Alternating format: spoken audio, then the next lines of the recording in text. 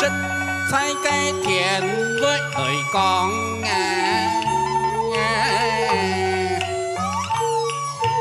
ngày mới vô chiều đời hiểm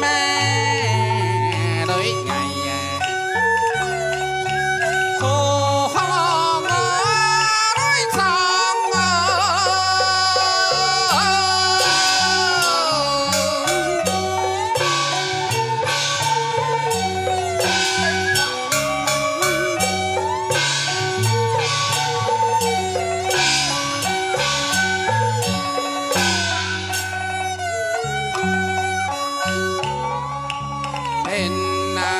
dịu lời muốn đời ngại vô ôi hi vô đời nay dòng ôi vô đời chút ta đời buồn con phụ nói con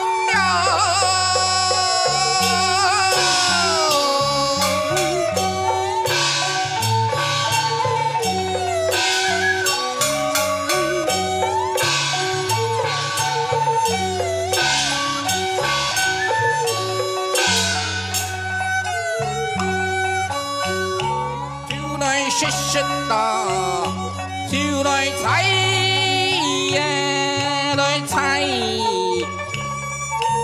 ngày ơi đời con vì đời tí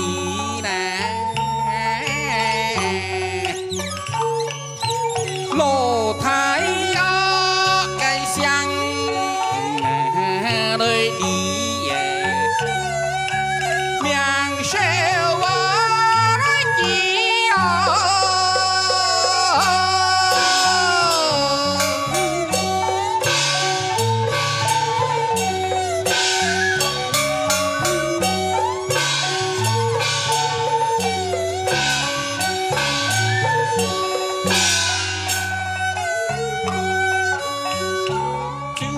chủ trong chiều đời sáng đây có ngày chiều đời mồ phép hoang tay sai đời xin đời phù